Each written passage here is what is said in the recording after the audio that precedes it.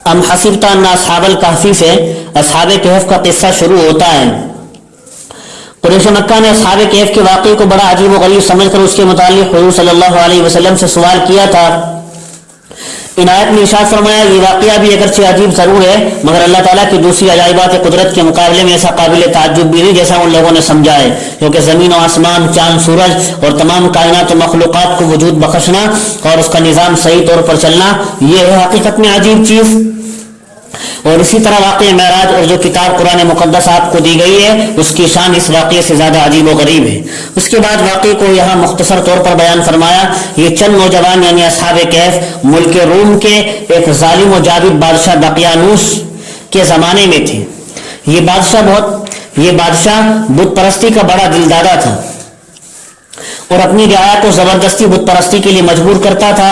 ان نوجوانوں کے دل نور ایمان سے منور تھے، لہذا انہوں نے بت پرستی کے خلاف نعرہ بلند کیا اور بادشاہ کے ظلم سے بچنے کے لیے ایک غار میں پناہ لی اور اپنے پروردگار سے دعا کی، اے خدا تو اپنی خصوصی رحمت سے ہمارا کام بنا دے، یعنی ہمیں اپنے مقصد میں کامیابی عطا فرما۔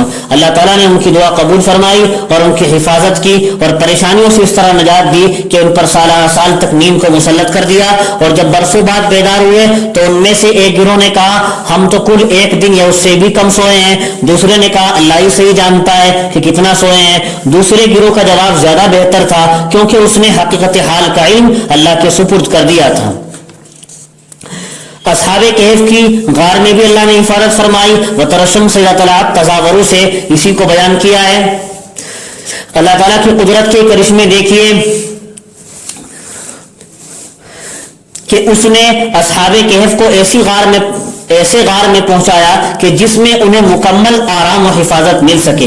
ارشاد فرمایا جب سورج نکلتا ہے تب بھی دھوپ غار کے اندر نہیں جاتی، جب چھپتا ہے جب بھی دھوپ غار کے اندر نہیں جاتی، یہ اس لیے تاکہ دھوپ کی تپش اور گرمی سے ان نوجوانوں کو تکلیف نہ پہنچے، اور صرف اسی پر بس نہیں بلکہ اس غار کے کشادہ حصے میں آرام فرمائے تاکہ غار کی تنگی سے جی بھی نہ گھبرائے اور ہوا بھی پہنچتی رہے۔ بس یہ اللہ کی نشانیوں میں سے ایک نشانی ہے کہ اس نے ظاہری اسباب کے نہ ہوتے ہوئے اصحاب کہف کے لیے مکمل راحت و آرام کا سامان مہیا فرما دیا۔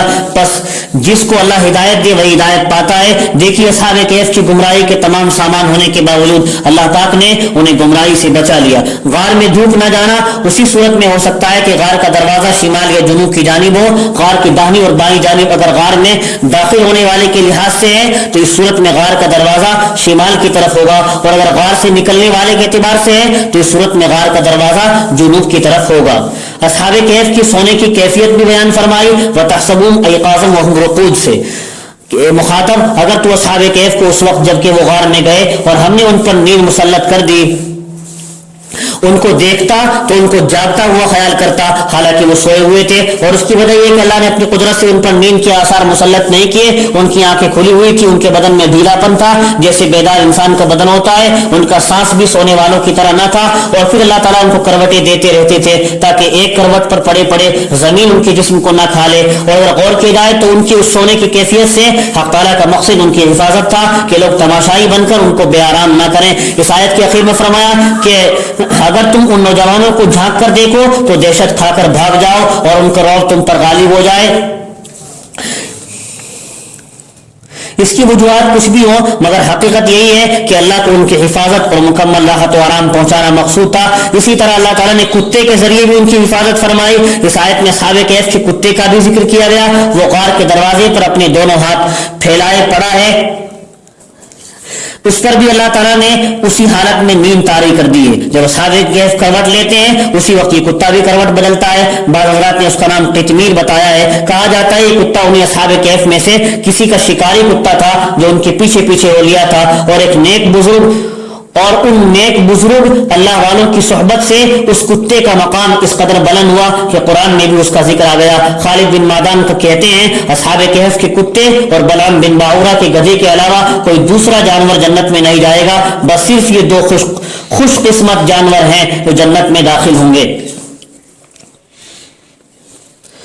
پھر آگے چل کر اللہ نے فرمایا جس طرح ہم نے اصحاب کہف کو اپنی قدرت سے لمبے زمانے تک سلائے رکھا اور ان کے جسموں کو سڑنے گلنے سے بچائے رکھا، اسی طرح ہم نے اس موت نما خواب کے بعد بلا کسی غذا کے قوی اور صحت مند حالت میں ان کو بیدار کر کے بٹھا دیا، یہ بھی ہماری قدرت کاملہ کی نشانی ہے۔ وَكَذَلِكَ بَعَثْنَاهُمْ سے یہی باتیں آ رہی ہیں، بیدار ہو کر یہ لوگ آپس میں ایک دوسرے سے پوچھنے لگے ہم کتنا سوئے ہیں۔ تو صاحب تفسیر مدری کے قول کے مطابق ان کا سردار جو تھا اس نے کہا بے فائدہ بحث تو چھوڑو، یہ تو خدا ہی بہتر جانتا ہے کہ ہم کتنا سوئے ہیں، اور اپنے میں سے کسی کو پیسے دے کر شہر بھیجو تاکہ وہ کھانا کھلائے۔ چنانچہ تملیخہ نامی ساتھی کو بازار بھیجا اور اس کو ہدایت کی کہ تحقیق کر کے حلال کھانا لائے، کیونکہ وہاں بتوں کے نام کا ذبیحہ ہوتا تھا اور وہی عام طور پر بازاروں میں فروخت ہوتا تھا۔ دوسری ہدایت یہ تھی کہ پوری ہوشیاری سے جانا اور آنا اور کھانا خریدتے وقت بھی حکمت و تدبیر اور نرمی سے معاملہ کرنا، قرضے کی اس طرح کی کوئی بات ظاہر نہ ہونے پائے جس سے ہمارا راز کھل جائے، اگر کہیں ہمارا راز کھل گیا تو ہمارا سارا نظام بگڑ جائے گا، اور اگر اس پاپی ظالم بادشاہ کو پتہ چل گیا تو پتھراؤ کر کے سب کو مار دے گا، زبردستی ہم کو حق سے ہٹا کر اپنے مذہب بت پرستی میں داخل کر لے گا۔ اگر خدا نخواستہ ایسا ہو گیا تو ہم کبھی کامیابی حاصل نہیں کر سکیں گے۔ اللہ تعالیٰ نے آگے فرمایا وَكَذَلِكَ أَرْسَلْنَا عَلَيْهِمْ لِيَعْلَمُوا أَنَّ وَعْدَ اللَّهِ حَقٌّ سے کہ جس طرح ہم نے اپنی قدرت کاملہ سے اصحاب کہف کو ایک مدت تک سلایا جگایا، ہم نے اپنی قدرت و حکمت سے اس زمانے کے لوگوں کو ان کے حال پر مطلع کر دیا تاکہ وہ لوگ اس بات کا یقین کر لیں کہ مرنے کے بعد دوبارہ زندہ کرنے کا وعدہ اللہ تعالیٰ کا حق ہے اور قیامت کے آنے میں بھی کوئی شک نہیں ہے۔ اصحاب کہف نے جس وقت اپنے ایک ساتھی کو بازار کھانا خریدنے کے لیے بھیجا تو ان کا یہ خیال تھا کہ اس ظالم مشرک دقیانوس بادشاہ کی حکومت ہے، مگر اس کو مرے ہوئے ایک زمانہ گزر چکا تھا اور اب حکومت ایک نیک مسلمان بادشاہ کی آ گئی تھی۔ اس وقت کے لوگوں میں مر کر دوبارہ زندہ ہونے میں اختلاف تھا، کچھ لوگ دوبارہ زندہ ہونے کے قائل تھے، کچھ منکر تھے۔ بادشاہ وقت فکر مند تھا اور اس کا آرزو مند تھا کہ سب لوگ مر کر دوبارہ زندہ ہونے اور قیامت کو ماننے لگے۔ اس کے لیے اس نے اللہ سے دعا کی، اللہ نے اس کی دعا قبول فرما لی اور اس کی شکل یہ بنائی، جب تملیخہ نے دکاندار کو روپیہ دیا تو دکاندار چکر میں پڑ گیا، یہ کون سے زمانے کا سکہ ہے؟ اس نے اپنے پڑوسی دکاندار کو دکھایا، اس نے دوسرے کو، اس نے تیسرے کو، اس طرح چند آدمی تملیخہ کے پاس جمع ہو گئے اور اس سے پوچھنے لگے یہ سکہ تم کہاں سے لائے ہو؟ اس نے کہا یہ میرا ہے، مگر لوگوں نے اس کی بات نہ مانی اور یہ سمجھا اس کو کہیں سے پرانا خزانہ ہاتھ لگ گیا ہے جس کو یہ بتا نہیں رہا، لہذا اس کو بادشاہ وقت کے حوالے کر دیا گیا۔ بادشاہ نے اس سے نام پوچھا، تحقیقات کی، اس نے اپنا پورا واقعہ بیان کیا اور کہا میرے کچھ ساتھی فلاں غار میں ہیں۔ بادشاہ کو خیال آیا یہ تو وہی نوجوان معلوم ہوتے ہیں جن کے ناموں کی تختی خزانے میں رکھی ہوئی ہے۔ اس وقت بادشاہ کو بہت خوشی ہوئی، شاید اللہ نے میری دعا قبول کر لی ہے، اب ممکن ہے ان نوجوانوں کے حالات سے لوگوں کو دوبارہ زندہ ہونے کا یقین ہو جائے۔ چنانچہ بادشاہ شہر کے عام اہم لوگوں کو اپنے ساتھ لے کر غار پر پہنچا۔ تملیخہ نے کہا آپ لوگ ذرا یہیں رکیں، میں پہلے اپنے ساتھیوں کو مطلع کراؤں۔ تملیخہ نے اپنے ساتھیوں سے کہا اب شرک کی بلا ہمارے سر سے ٹل گئی ہے، کیونکہ اس وقت کا بادشاہ مومن اور اللہ والا ہے۔ یہ سن کر اصحاب کہف بہت خوش ہوئے اور ان سب نے بادشاہ کا پرتباغ استقبال کیا اور بڑی محبت اور خوشی سے اس سے ملاقات کی اور پھر اپنے غار ہی میں واپس چلے گئے اور پھر اسی وقت اللہ تعالیٰ نے ان سب کو موت دے دی۔ الغرض اصحاب کہف کا عجیب و غریب واقعہ جب لوگوں نے دیکھا اور سنا کہ 300 برس سے بھی زیادہ سونے کے بعد بیدار ہوئے تو ان کو یقین ہو گیا واقعتاً اللہ تعالیٰ ہم کو مرنے کے بعد دوبارہ زندہ کرے گا۔ ماں بادشاہ کے تمام لوگ اصحاب کہف کی بزرگی کے قائل ہو گئے تھے، لہذا ان کی وفات کے بعد سب کا خیال ہوا بطور یادگار ان کے غار کے پاس کوئی عمارت بنا دی جائے۔ عمارت کے بارے میں اختلاف رائے ہوا کیا بنائی جائے۔ بعض روایت سے معلوم ہوتا ہے کہ اس شہر میں اب بھی کچھ مشرک اور بت پرست تھے، ان کی رائے ہوئی کہ کوئی ایسی عمارت بنائی جائے جس سے عام لوگ مسافر وغیرہ فائدہ اٹھائیں، مگر عام لوگ ارباب حکومت ارباب بادشاہ سب مسلمان تھے، انہی کا غلبہ تھا۔ ان کی رائے ہوئی کہ مسجد بنا دی جائے جو یادگار بھی رہے اور آئندہ بت پرستی سے بچانے کا ذریعہ بھی بنے، لوگ سمجھ لیں کہ اصحاب کہف عابد تھے، معبود نہیں تھے۔ پھر یہ آگے چل کر سیقولون ثلاثۃ رابعہم کلبہم، اس میں ان کی تعداد کے بارے میں اللہ نے فرمایا ان کی تعداد کتنی تھی۔ اللہ نے یہ فرمایا یہ لوگ صرف بلا تحقیق کے صرف اپنے اندازے سے ان کی تعداد بتا رہے ہیں، اور اے محمد آپ کہہ دیجئے میرا رب اصحاب کہف کی صحیح تعداد کو جانتا ہے۔ علماء مفسرین نے لکھا ہے حق تعالیٰ کے اس انداز بیان سے تیسرا قول جو تھا 7 کی تعداد کا صحیح معلوم ہوتا ہے، اسی کے ساتھ اللہ تعالیٰ نے یہ بھی فرمایا بہت کم لوگ ہیں جو صحیح تعداد کو جانتے ہیں۔ عبداللہ ابن عباس اور عبداللہ ابن مسعود نے فرمایا کہ میں بھی ان کم لوگوں میں شامل ہوں. فرمایا کہ ان کی تعداد تو 7 تھی. فرمایا کہ ان کی تعداد تو 7 تھی. اس کے بعد اللہ تعالیٰ نے جناب نبی کریم علیہ السلام کو مخاطب کر کے 2 باتوں کی ہدایت فرمائی. اولی کہ اصحاب کہف کی تعداد وغیرہ کے سلسلے میں آپ ان لوگوں سے زیادہ بحث و مباحثہ نہ کریں. دوسرے کہ اصحاب کہف کے سلسلے میں آپ خود بھی ان سے کوئی سوال نہ کریں, یعنی اگر وہ لوگ اختلافات سے باز نہ آئے ان کو ان کے حال پر چھوڑ دیجیے. اصحاب کہف کی تعداد معلوم کرنے سے کوئی اور مقصد متعلق نہیں ہے, اور اس کا واقعہ جس قدر اللہ تعالیٰ نے بتلا دیا ہے اس سے زیادہ کی تحقیق میں کوئی فائدہ بھی نہیں ہے. اس لیے فرمایا کہ آپ ان سے سوال بھی نہ کیجیے, یہ شان انبیاء کے بھی خلاف ہے.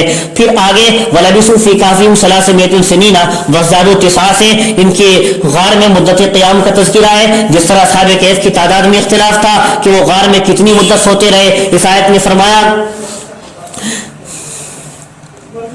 تعداد میں جس طرح اختلاف تھا اسی طرح ان کے غار میں مدت قیام اور سونے کا بھی اختلاف ہو گیا. اس آیت نے فرمایا کہ وہ 309 سال تک غار میں سوتے رہے. اس کے بعد حضور کو مخاطب کر کے فرمایا اگر یہ لوگ اس کے بعد بھی اختلاف ہی کرتے رہے تو آپ کہہ دیجئے میرا رب ان کے غار میں مدت قیام کو تم سے زیادہ جانتا ہے. اس کی شان یہ کہ آسمان و زمین کی کوئی چیز اس کی آنکھ سے اوجھل نہیں ہے. اللہ نے یہاں اصحاب کہف کے سونے کی مدت کو ایک نرالے انداز میں بیان فرمایا, یعنی 300 سال بیان کر کے پھر 9 سال الگ سے بیان فرمائے. دونوں کو اکٹھا کر کے یوں نہیں فرمایا 309 سال. اس کی وجہ حضرت علی کرم اللہ وجہہ اور دوسری مفسرین سے مروی ہے کہ یہود اور نصارہ میں چونکہ شمسی حساب یعنی انگریزی تاریخ کا رواج تھا اس کے حساب سے 300 سال ہوتے ہیں, اور مسلمانوں میں قمری حساب چاند کی تاریخ کا رواج ہے اس کے حساب سے 309 سال ہوتے ہیں, کیونکہ قمری حساب سے 100 سال پر 3 سال بڑھ جاتے ہیں. خلاصہ یہ کہ شمسی حساب سے 300 سال سوئے اور قمری حساب سے چاند کے حساب سے 309 سال اصحاب کہف سوتے رہے.